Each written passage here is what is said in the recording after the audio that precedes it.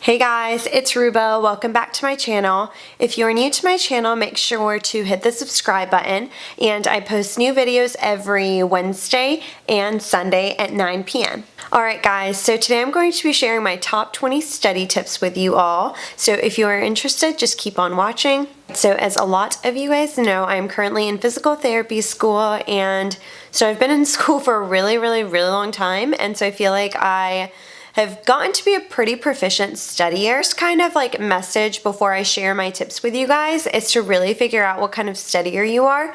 So are you a visual studier? Are you an auditory learner? Are you a reading and writing type of learner? Or are you more of a kinesthetic, hands-on, have to practice the task type of studier? So I think figuring out what type of learner you are can really help you go a long way and figure out which tips you need to use to best help you. Guys, so my first tip is to study in a quiet area where you don't get easily distracted. My second tip is to make sure you're not studying in an area that you're too comfortable. So like sometimes when people study on like a super comfy couch or their super comfortable bed, it's really easy to just kind of like not focus, and it's also really easy to end up taking a nap, which you don't want to do if you're trying to study. And so definitely pick an area that isn't too comfortable but is still comfortable enough where you can kind of sit for a long period of time and get some work done. So a good idea would be like a kitchen table or something that is kind of not too comfortable and you can really focus. Guys, so my third tip is to get rid of your distractions. So there's a lot of distracting things like TV and your phone and all of that kind of stuff. Really make sure that you can kind of get rid of all of your distractions and really zone in on what you're doing. So I actually implement this a lot when I'm studying, so I make sure that my like YouTube channel isn't open or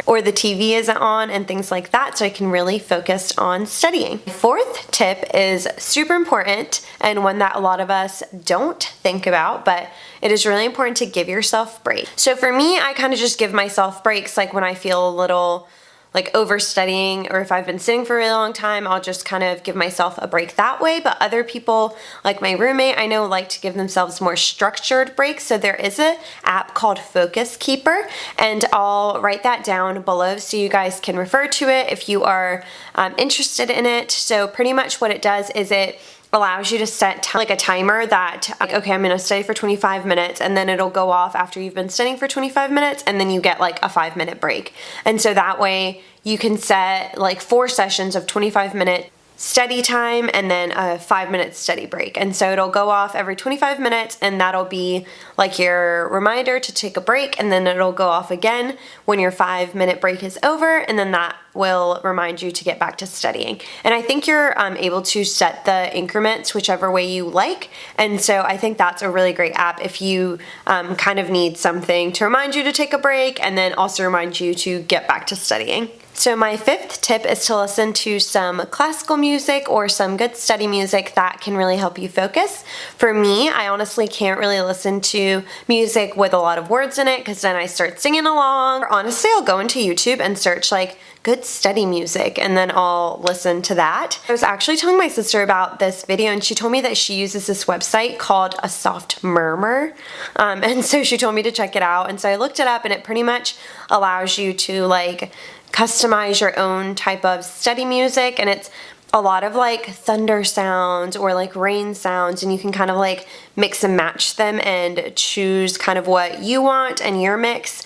And so she says that that really helps her focus. So if you guys are interested in that, I'll definitely be sure to write that down below, and it is free, which is awesome. So my sixth tip might not work for everyone, but drink some coffee. Honestly, for me, even when I just like smell coffee, I just think like productivity. And so drinking coffee really does help me be productive. And so if I am studying in the morning, like during a weekend, it really just helps to have some coffee to give me a little bit more energy and all of that to focus better on studying. Number 7 is to go to a coffee shop. So I know that there's a lot of coffee shops around where I live, so sometimes I'll go to a coffee shop and put in my classical music or music from YouTube and just kind of zone out and drink some good coffee and get some really good productive studying done. My 8th tip is to go to a library. So I know a lot of schools have their own library, or if you go to a school that does not have a library, you can go to your public library. And there's a lot of schools, at least this is how my undergrad and my grad school currently are, that there's like a silent floor where you can kind of go and people aren't allowed to talk, and so you can really just knock some good studying out and also not be distracted.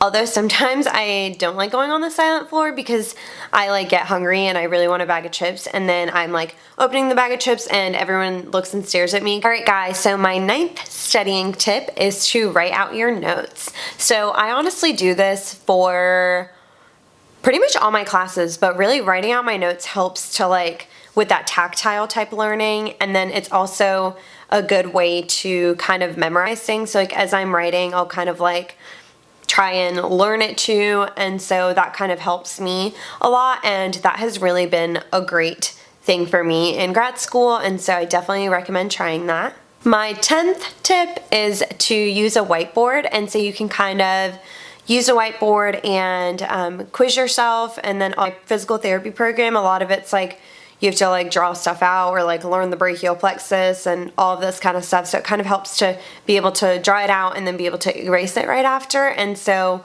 I really think that using a whiteboard could be really awesome for studying. 11th tip is to use flashcards or Quizlet. So I know that flashcards are awesome because you can kind of go through them and quiz yourself, and then also really make like a pile of flashcards that you feel like you really know, and then a pile of flashcards that you don't know, and then just keep going, and it kind of gets you that repetitive type studying, which can be really beneficial in learning a topic. Okay guys, so tip number 12 is to make an outline. So one of my best friends does this for like all of our classes, but she'll pretty much just make an outline of all of the most important stuff, and then when she's studying, she focuses mostly on studying the outline rather than all of the notes, and I think that just helps to all of the information not to be as overwhelming, and it's all in one Word doc, and she'll just kind of print it out and highlight super important things and all of that, and so I think those can be really awesome too. Okay guys, so tip number 13 is to study in a group. So I know not everyone studies well with other people, but I personally do.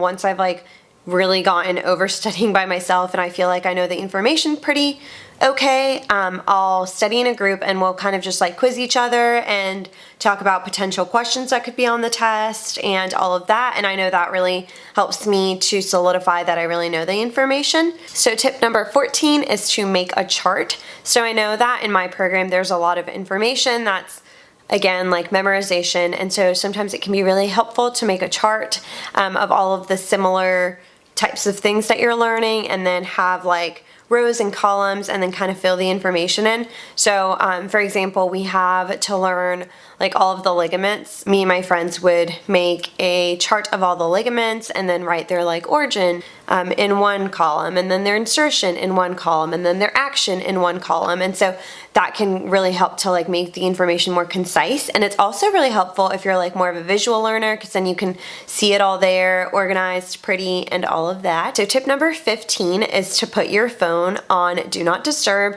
and not just your phone, but all of your devices. So I'll put my Apple Watch and my phone on Do Not Disturb, and that'll really help me to focus and not get distracted by like texts or calls coming in. So I definitely implement that tip. Okay guys, so we are almost done. So tip number 16 is to change your position when you get tired. So if you've been sitting for a really long time and studying, try studying standing up at your kitchen counter or something, or try like sitting on the floor instead or something like that, because I know that that can kind of like help you wake up. And alright guys, so tip number 17 is to like make yourself a fake test, or use your Quizlet flashcards to make a test. So that can be really nice because you can kind of get your brain ready for the testing type mode, and so you can kind of pretend like you're taking the actual test, and that can be helpful. And then also it can be really nice to try and write questions that you think that the professor or teacher will ask. Alright guys, so tip number 18 is to go to your professor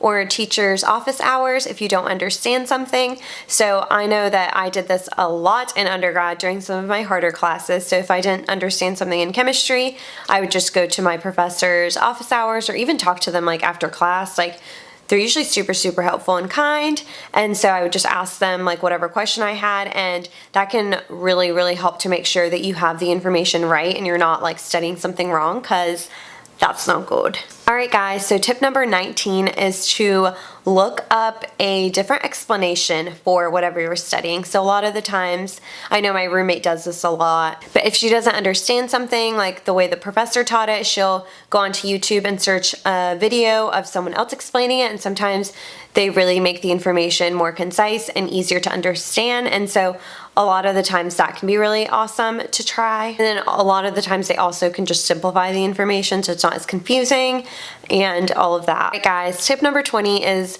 something that I absolutely love, but pretty much just plan it out. Like, plan out your day, plan out when you're going to be studying, plan out when you're not going to be studying, and that kind of helps me to be productive. Say like, okay, I'm studying from 8 to 10, but then from 10 to 12 I'm exercising and going grocery shopping, and then after that I'm eating lunch and then getting back to studying. And so it really does help to kind of plan your day out and know what times you have to study. It can also help to like block out your times to make sure you have time to study and make sure that you're not like overwhelmed with 1,000 other things going on. So I know that I use that a lot and it really is awesome. Alright guys, so that concludes my video.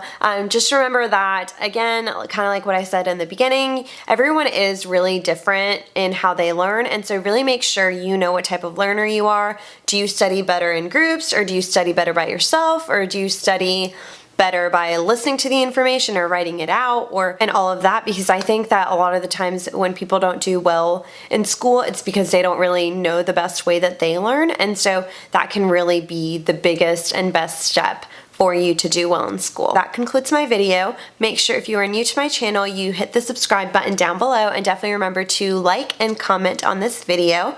And if you are interested in knowing what is going on in my life, make sure to follow me on Instagram, and I'll put that down below.